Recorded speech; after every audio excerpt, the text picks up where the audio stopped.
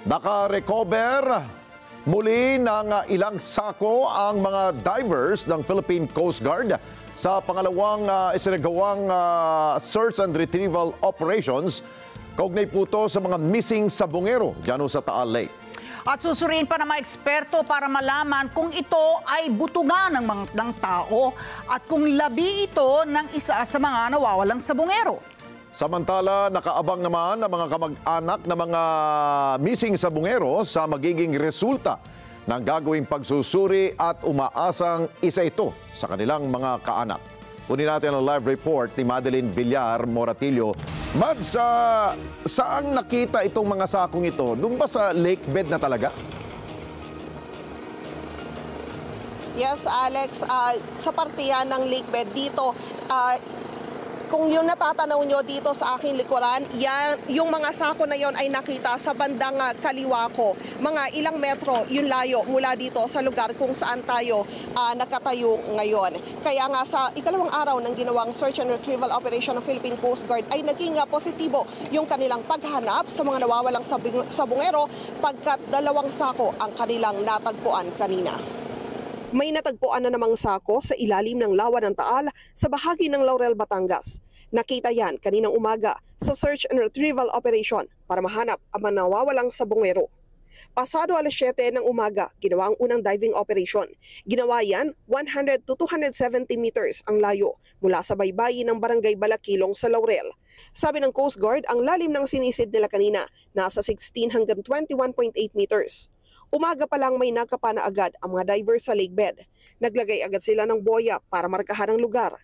Hinintay muna nilang dumating ang forensic experts mula sa National Bureau of Investigation maging prosecutor mula sa Department of Justice. Maselan kasi umano ito at kailangan maging maingat. Pwede kasi itong gamiting ebidensya sa krimen. Alas 2 ng hapon, sinimula naman ang second dive operation kung saan 2 sako ang nakuha mula sa lawa. Agad inilagay ang mga ito sa cadaver bag.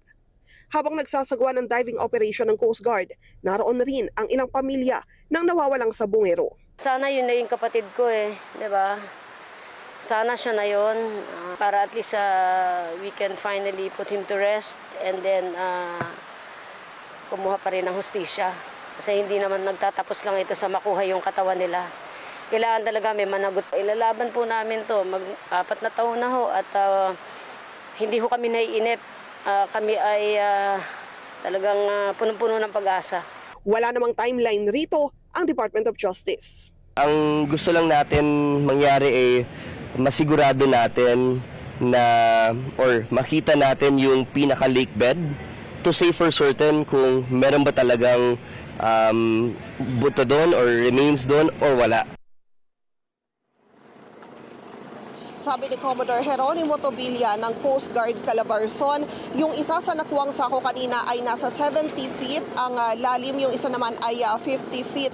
Nilinaw rin niya na kaya nilagyan ng kulay pulang net na sako yung mga nakuwang sako kanina. Yun ay bilang proteksyon sapagkat yung mga sako raw kanina nung matagpuan ito ng mga diver ay gutay-gutay na. Kaya para hindi maghiwa-hiwalay, yun ay ibinalot agad doon sa kulay pulang net na sako para maging maayos yung paglalagay sa kanya at ang iahon siya mula sa lawa ay inilagay ito sa kulay itim na cadaver bag na mayroong nakasulat na DOH. Kasi hindi rin makumpirma ng Coast Guard kung yung mga laman ba nun ay buto ba kagaya ng natagpuan kahapon sapagkat nung nakuha nila yung kanina, yun ay nang madala dito sa Pampang agad itong iturn over sa PNP Soco para masuri kaagad. Balik sa inyo dyan, Alex. Okay, Mads, yun ang una kong tatanungin dahil kung sinabing sako, alam naman ng lahat ng ating mga kababayan kung anong itsura ng sako, no? Pero bakit pula? So, akala ko pulang cellophane. Yung pala, ito ay,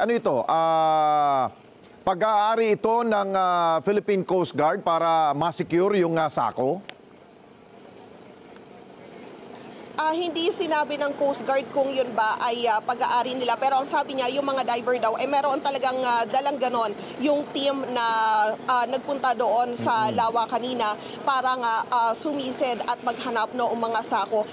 Binanggit din niya kanina kasi di ba yung mga nakuha kahapon, ang dami nagduda kasi bakit daw parang ang linis ng sako, parang bago yung sako. Sabi ni Tobilla, yung kahapon daw, yung mga sako, talagang ano na rin, kumbaga gutay na rin, tapos maluwag lumot na, kaya ang ginawa raw, ipinatong daw yon sa kulay puting sako, na yun naman yung nakita ng ating mga kababayan doon sa mga naglabas ang video at mga larawan. Pero ang totoo ay gutay na rin daw yung mga sako noon. Okay, balikan lang natin. No? Kung kahapon ay may natagpo ang sako, ito ay nakita rin sa lake bed o sa pangpang o mismong wala sa tubig? Ang paliwanag ng Philippine Coast Guard, yan daw ay natagpuan malapit sa baybayin ng barangay Takalilong dito nga sa bahagi ng Laurel. Yun yung bakanting lote yon na tanaw na tanaw mo yung lugar kung saan nagsasagawa ng diving operation. Doon daw pumwesto kahapon yung mga miyembro ng PNP CIDG para makita nila ng malapitan yung ginagawang site inspection. At habang naghihintay daw doon sa mga nag-inspeksyon, doon sa lawa ay nagbutingting daw doon malapit sa may shoreline na itong mga pulis kahapon at doon daw nila nakita yung mga buto na natagpuan kahapon. So all in all, Mads, kung pag pinag-uusapan natin ang pagkuha ng mga sakong yan sa tubig ay dalawa. Tapos isa yung sa gilid ng lawa. Tama ba ako? Yes, tama ka dyan, Alex. Ayun. Okay, dun sa operasyon ng Philippine Coast Guard, wala ba silang naibahagi na mga video ng actual na pagsisid para at least alam mo naman ang Pilipino nagdududa kung ito ba ay talagang nakuha sa ilalim ng lawa?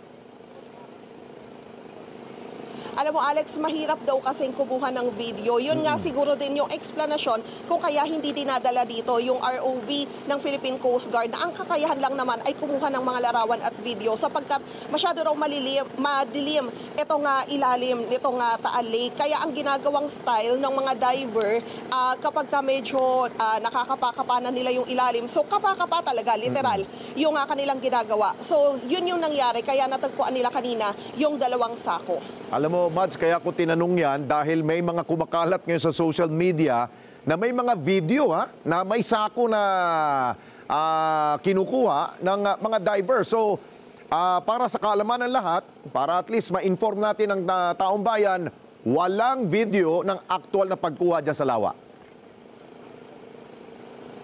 Yes, Alex. Hanggang ngayon ay wala pang inilalabas na aktual na video ang Philippine Coast Guard sa pagsisid nila sa ilalim ng lawa. Kung meron man na mga nakikita yung mga kababayan natin at kami nakikita namin, yon ay nasa mababaw na bahagi na ng tubig. Okay, bakit sila tumigil ngayon? Kapag takip silim na, tigil ang operasyon at babalik na naman tomorrow? Yes, Alex, madilim na rin kasi kanina dalawang batch yung ginawang pagsisid ng Coast Guard. Yung una, alas 7 ng umaga nung magsimula yung diving operation nila pero tumigil sila ng 9:30 sapagkat yun na yung meron silang nakapa. Kaya naglagay sila ng boya, tumigil muna sila at hinintay na dumating yung mga ipinadala na mula sa National Bureau of Investigation at maging mga prosecutor mula sa Department of Justice. At alas 2 ng hapon, ginawa yung second diving operation kung saan nakuha na yung dalawang sako. So kapag madilim kasi, masyado na raw mahirap yon para sa mga diver lalo na at madilim pa dito sa ilalim ng lawa. Itong palatandaan na paglagay ng boya, ito na ba yung pangkalahatan? Ito na yung area lamang na or mag-iikot pa sila at maghahanap pa ng iba pang mga lugar? Mag-iikot pa sila, Alex. Hindi lang yan yung mga nakita natin na pinuntahan nila ngayon. Kumbaga parang may pattern daw na sinusunod yung Coast Guard, yung diver sa kanilang paghahanap. So ang ginagawa nila ay by 100 meters daw yung kanilang paglayo mula doon sa kanilang ground zero. Okay, habol ko na lang. Pasensya na, Mads, ang dami kong tanong, no? Dahil first time nangyari ito sa Pilipinas, yung mga ganitong mga pangyayari. Yung nakitang dalawang sako ngayong araw na ito, bagamat wala tayong nakitang aktual, no? Walang close-up na video or pictures dito sa nilalaman nitong sako nito, kailan makukuha ang impormasyon or yung findings na gagawin ng forensic team ng PNP?